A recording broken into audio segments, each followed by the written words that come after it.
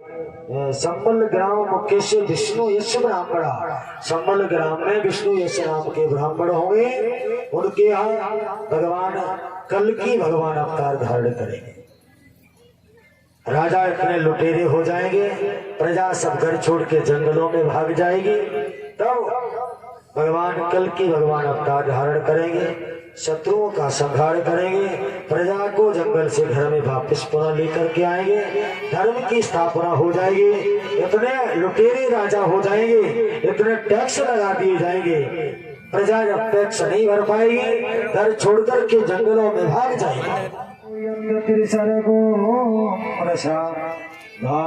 स्वेन सदा निरस्त कुहिकम सत्यम परम धीमहि। सत्य की वंदना की गई, किसी देवता की वंदना नहीं की। ऐसे मानो आपने अच्छा छोटे क्लासों में कविता पढ़ी होगी, छोटे क्लासों में हमने भी कविता पढ़ी थी। उस कविता का अर्थ और इस श्लोक का एक ही अर्थ है।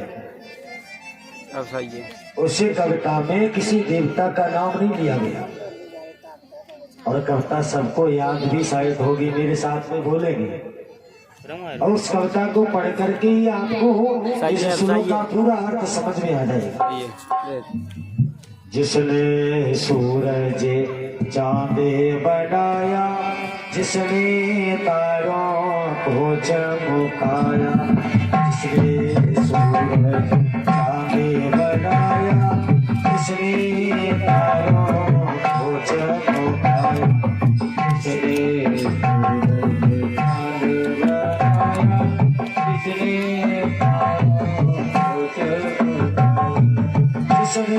सूरज चांदे बनाया, जिसने तारों को चमकाया, जिसने सूरज चांदे बनाया, जिसने तारों को चमकाया, जिसने फूलों को महकाया, जिसने चिड़ियों को चहकाया, जिसने फूलों को महकाया, जिसने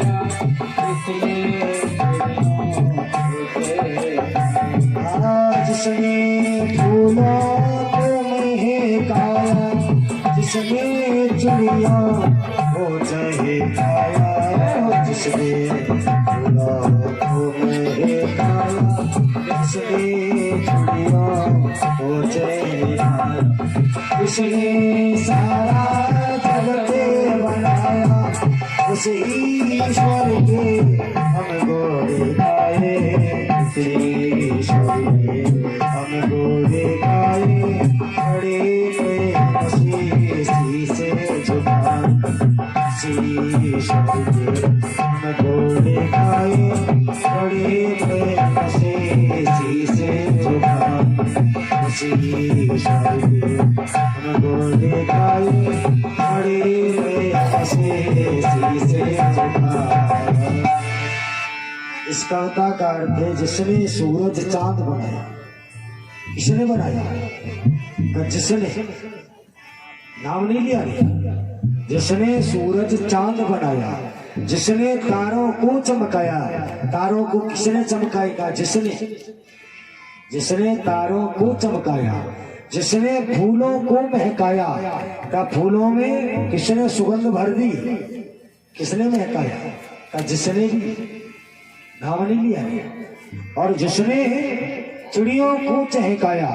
महाराज चिड़ियों में ऐसी कौन सा स्पीकर लगा दिया है, 4 बजे जगती है, ची ची ची के करके चिल्लाने लगती, उसकी आवाज कभी डाउन नहीं होती।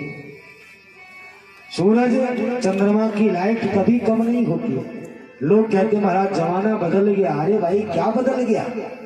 सूरज न बदला, चंदा न बदला, न बदला जमी आसमान।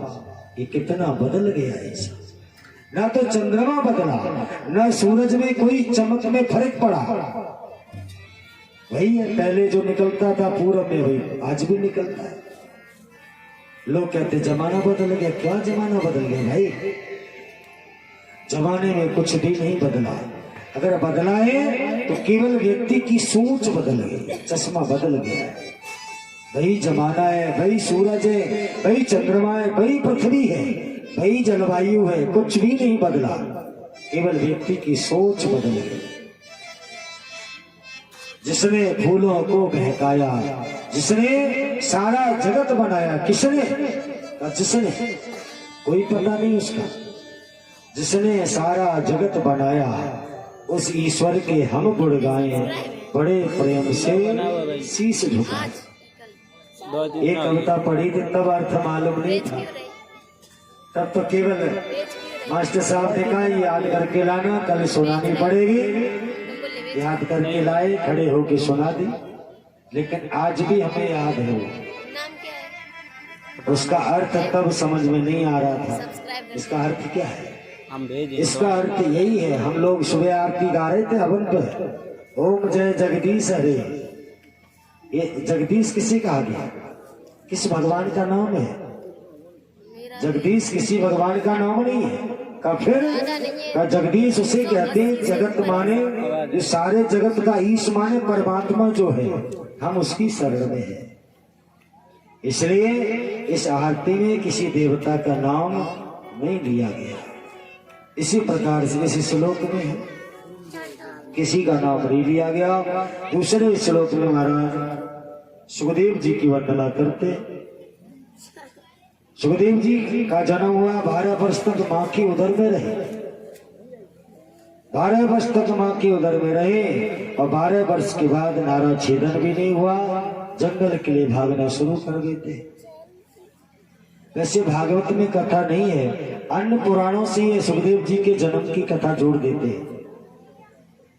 महाराज एक बार नारद जी जाते, हाथ में बीड़ा लेकर के। महाराज पार्वती माँ बैठी थी कैलाश पर, शंकर जी नहीं थे। पार्वती माता को नारद जी ने चरणों में प्रणाम किया, वंदन किया और पूछा शंकर भगवान कहाँ? कहीं तीर्थ यात्रा के लिए चले गए। और पार्वती माता ने प्रसाद खिलाया, नारद जी ने प्रसाद पाया। प्रसाद पाकर के नारद जी बैठ गए और मैया से बातें करने लगी। अच्छा, माँ और बेटा की बातें हो तो बड़ा विनोद करता है बालक। कभी कभी तो बच्चा अपनी सुध बुध भूल जाता है, तो नारद जी को ये बोध ही नहीं रहा। नारद जी पूछ बैठे माता पार्वती से, माँ ये बताओ भोले बाबा आपसे कितना प्रेम करते हैं? अगर कोई बालक अपनी माँ से पूछे कि पिताजी तुमसे कितना प्रेम करते, तो क्या उत्तर मिलेगा? कोई उत्तर नहीं मिलेगा। क्यों? इस चीज का बखान नहीं किया जा सकता है, इसकी कोई मूल्यांकन नहीं कर सकता है। इतना प्रेम हो हमसे करते कौन बता सकता है? पार्वती माता ने पूछा, नारद तुम कैसी बात कर रहे? का मैं सच पूछ रहा हूं, भोले बाबा आपसे कितना प्रेम करते हैं? तो पार्वती माता ने कहा, जितना करना चाहिए उतना करते। और कितना करना? थोड़ी आवाज बढ़ा दे भैया, बहुत दबाई है।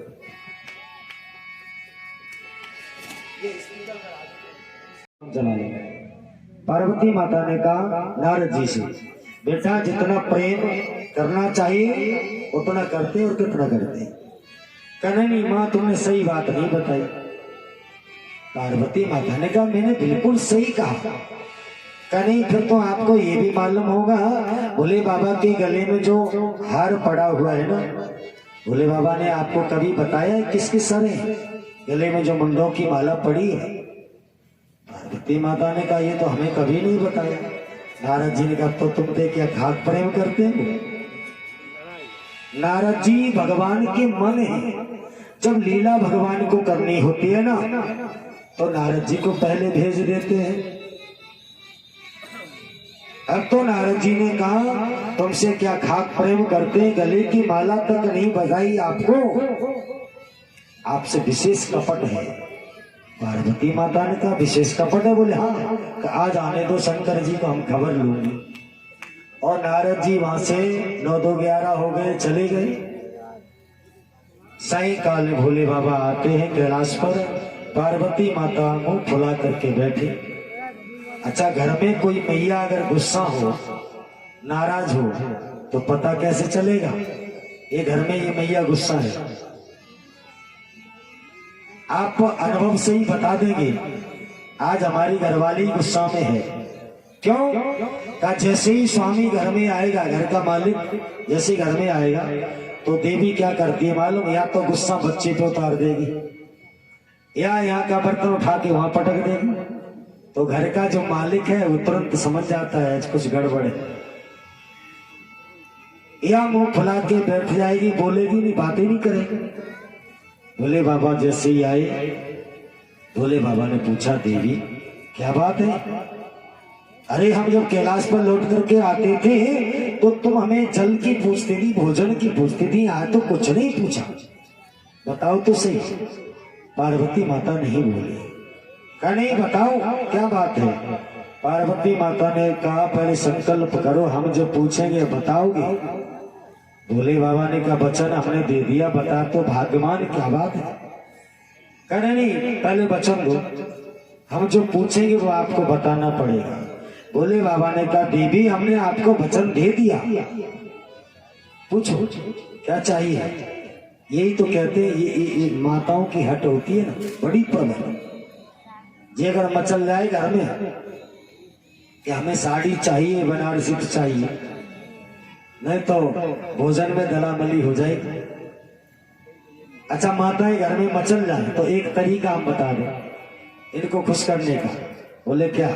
अगर कोई मैया घर में रूठ जाए, हमें हार चाहिए या अंगूठी चाहिए, तो तुम क्या करोगे? घर में पैसा है नहीं, घर में पैसा है नहीं और उसको खुश भी करना है, तो एक तरीका है। बोले क्या? सरसों पकी खड़ी है, तू चिंता मत कर, यहाँ से कटेगी, सबसे पहले ट्राली भर के ले जाएंगे बसरिया, और सबसे पहले तेरा हारी बनवा के लाएंगे, तू चिंता मत कर। तो कम से कम महीना 2 महीने का मामला तो टल जाएगा। और फिर कौन बार बार याद करता है, वो भूल जाएगा। इसलिए इनको ये सरल हृदय होता है, थोड़े में खुश हो जाती, थोड़े में नाराज हो जाती। पार्वती माता सजनों बैठे, भोले बाबा ने पूछा देवी बताओ कब कहा? परीक्षित जी का नाम विष्णु रहा। ब्राह्मणों ने कुंडली बनाई और कह दिया ये इसका नाम विष्णु रहा। तो रात माने रक्षा, विष्णु के द्वारा जिसकी रक्षा की गई उसका नाम विष्णु रहा। परीक्षित नाम तो बाद में पड़ा है। जब सब बधाई देने के लिए गए, ये बालक सबके चेहरे को देख करके परीक्षण कर रहा था। बोले जिसने मेरी गर्भ में रक्षा की वो दिखाई नहीं दे रहा, वो कहाँ है?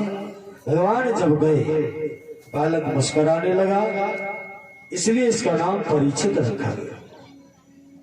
उसके बाद अक्षवांगों के समान होगा, राम के समान सत्य प्रेरक होगा, शिव के समान शरणागत रक्षक होगा, और राम के समान सत्य प्रेरक होगा, समुद्र के समान गंभीर होगा, सिंह के समान पराक्रम होगा, पृथ्वी के समान बड़ा क्षमावान होगा, बलि के समान धैर्यवान होगा। सारे गुण ब्राह्मणों ने बता दिए। महाराज परीक्षित का जन्म होता है, जन्म कुंडली ब्राह्मणों ने बता दी। अंत में कह दिया इसे ऋषि पुत्र का श्राप लगेगा और घर त्याग करके, राजपाट त्याग करके जंगल के लिए चला जाएगा, अंत में इसे भगवत प्राप्ति होगी। बता करके ब्राह्मण घोषणा करके चले जाते हैं। बोलो गोविंद भगवान की जय हो।